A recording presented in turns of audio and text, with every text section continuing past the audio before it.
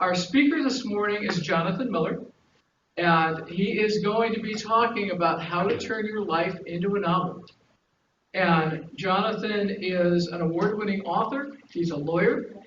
His novel Luna Law was a co-winner of the 2017 Hillerman Award, and The Shakespeare Incident won Best Sci-Fi last year. So I'm going to turn this over to Jonathan, and remember, questions and answers at the end. Raise your hand if you're in here. Put it in the chat if you're on Zoom.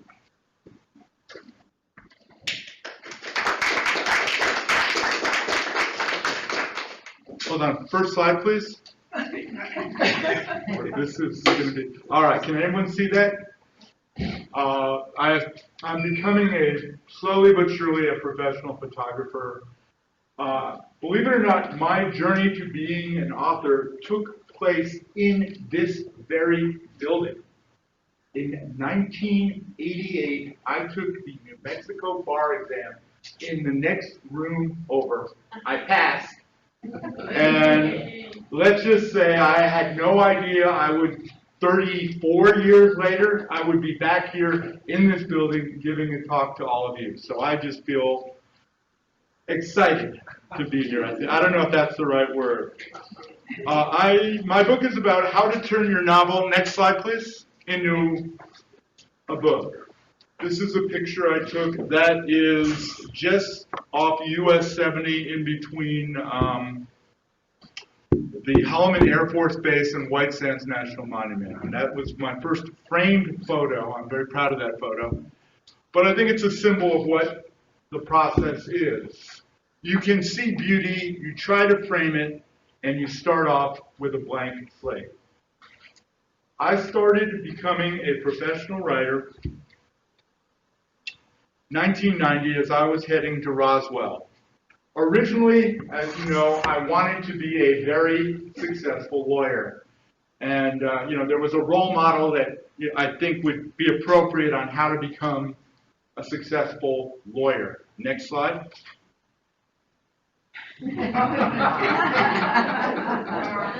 However, on the way down, I saw a sign from God. Sign, please. Next one. Watch for rattlesnakes. That is Route 285. The sign's been moved around a lot, but I'm pretty sure that's the original sign at the rest stop in it's called the Rattlesnake Rest Stop, Mesa, New Mexico, on Highway 285, just south of the Chaves County line. I went into that rest stop and didn't see any rattlesnakes, but I saw something far scarier. Saw mold. Again,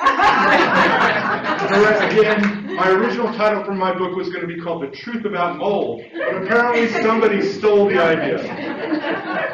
However, I kept driving, and again I saw more and more signs, seemingly from God. Watch for rattlesnakes, watch for rattlesnakes, watch for rattlesnakes. On December 26, 1990, I decided to call my book Rattlesnake Lawyer.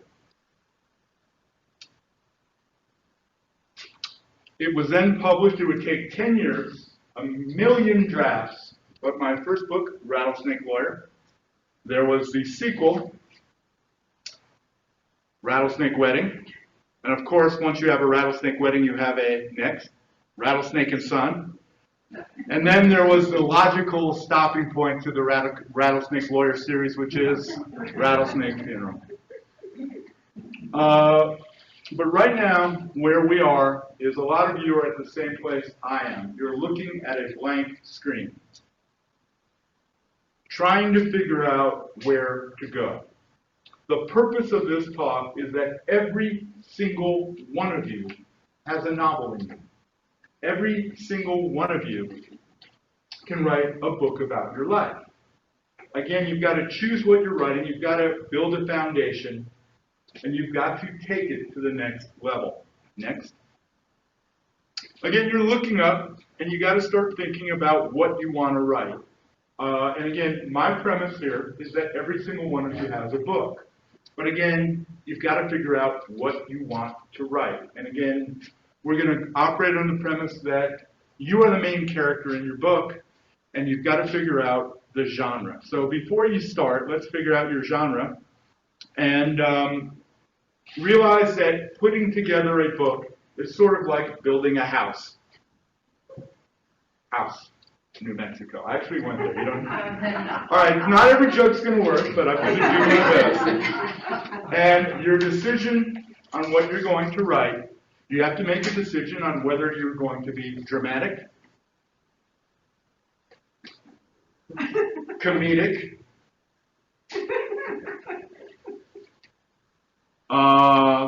action thriller. That's the top of Taos.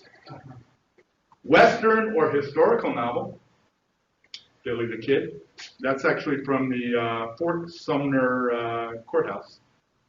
Romance, She Loves You. Horror. Science fiction. And again, the premise on a science fiction is ordinary person and ordinary writer in Southwest Writers gets abducted, writes a thriller. Every single one of you has it in you. Some of you have had religious experiences. Espanola, Saints and Sinners, Saints and Sinners. Or, in my case, truly realistic legal thrillers. And I know some of you, at this point, hold on for just 1 second, are thinking, well, I don't know if I really want to do this. I would, I want to write something very short. Perhaps you want to be a songwriter or movie critic or something. Next. That's actually in Vaughan on Highway 285. But let's go back to you writing your novel. Next slide. Again, that's, you're in the desert. You have an idea of where you want to go, but you have to get a lot of material into a small space. Pick your genre, pick what you're going to write, pick how long you're going to write, and then the first process is where you have to begin before you even write a word. First slide. You start at rock bottom. That is actually a real photo. Don't know who that person is. Down at Carlsbad Caverns. And again, this is what I call the subterranean stuff before you start putting page to paper. Before you start typing what you're going to type. Next. You're starting on a journey. Figure out what you figured out your genre. You've got to figure out how long you want, what you want to do, and start getting organized. Next. A light is going to start to emerge, and you can see a little bit where you're going. And then, after you've got some outlining, next, it's time to start figuring out who your audience is. Who are you writing for? We all think we're writing for ourselves, but not necessarily.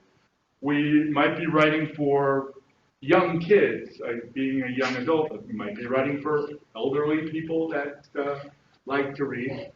You might be writing for people who like comedies, tragedies, whatever, and it's now time to start picking your audience.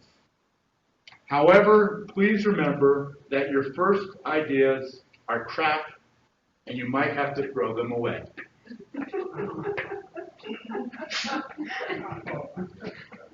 But again, let's just say you've written a little bit, and you start to narrow your focus, and it's sort of like the dawn. Next.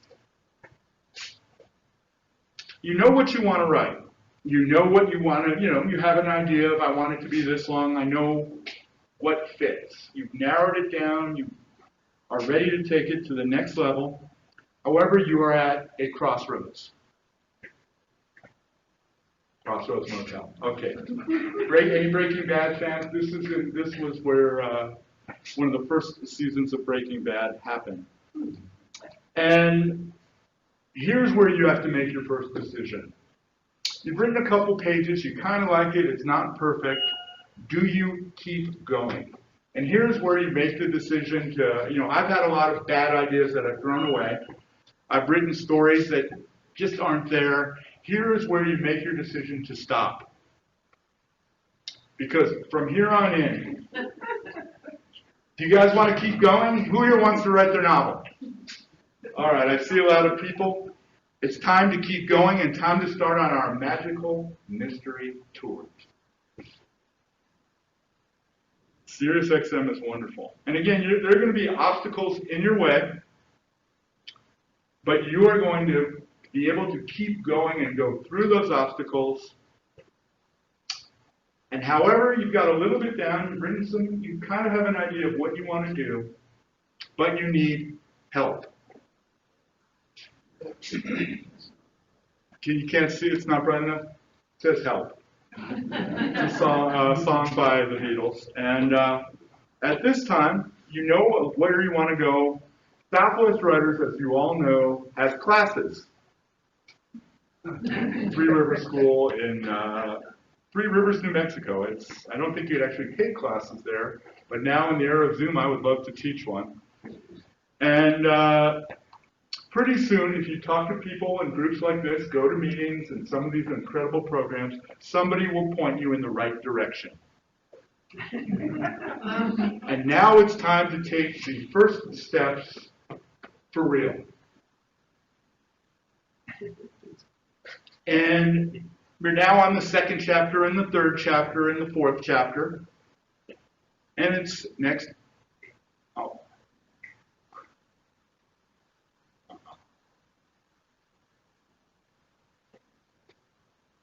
Next. Okay.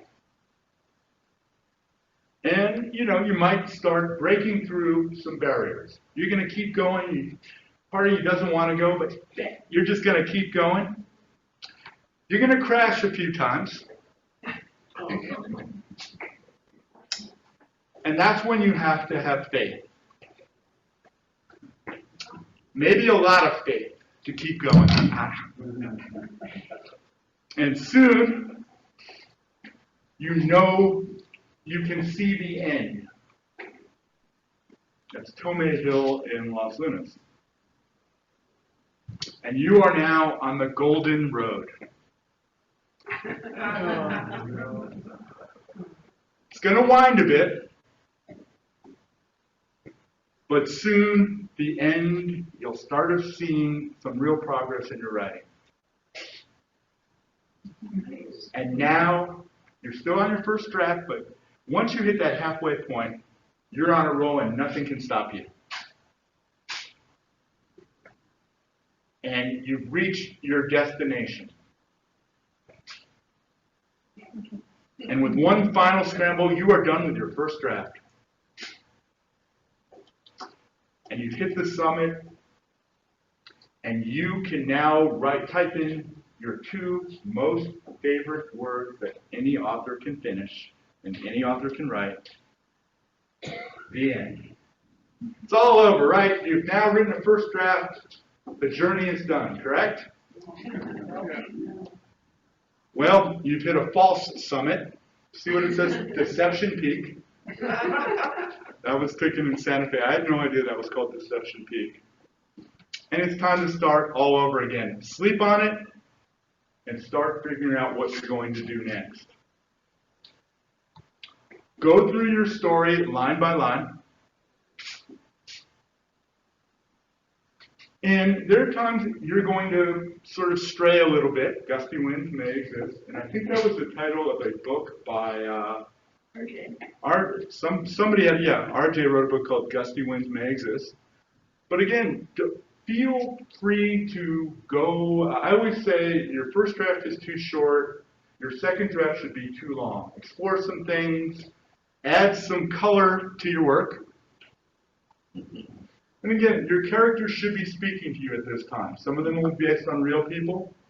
Some of them won't be. Like, let's just say you go to, I always say there was a teller at the bank. This was true. She was hearing impaired, but she was really nice, and she helped me in terms of getting some things organized. She was always there for me. And then she left, and I made her a character in the book.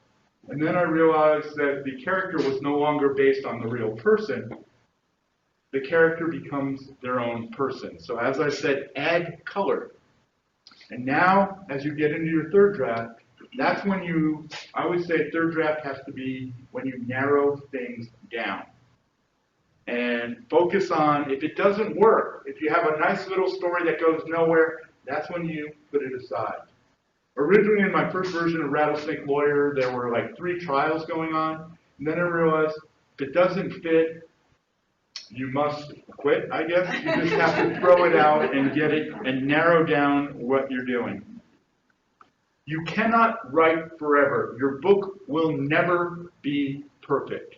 There is a time when it is good enough, and it's time to stop writing and start taking it to the next point. And again, it's not, as I said, it's not going to be perfect, but you can see what you've got, and you're going to be proud of it. Hold on for 1 second. So again, a little bit out of focus, but there's a rainbow. It's a pretty place, and you're feeling good about yourself. What do you do next? Here's where I can't make any prediction. That's actually in Klein's Corners. That is Zoltar. You can pay him, and I think I did pay him and asked him for advice on what to do next. The publishing market is changing. Right now, you can do an ebook, and if you market it correctly, it can do extremely well. There are self-published ebooks that are doing well. There are books that aren't even books that are podcasts. That is another avenue to go. You've written something and you've turned it into a podcast. That's, again, another avenue. There are physical books, but I just learned that there will not be any book signings at the local Barnes & Noble here for months. So I wrote a whole book on how to market your book. That's absolutely out of date because, when I started out in the early 2000s, I would drive around the whole SouthWest. I did book signings in Amarillo and Lubbock, and I would have all these great signings, but again, those days are gone. So the future is going to be electronic. But again, if you keep sending it out into the universe, maybe lightning will strike. And you might get lucky, and perhaps, who knows, you might be able to even sell it to Hollywood.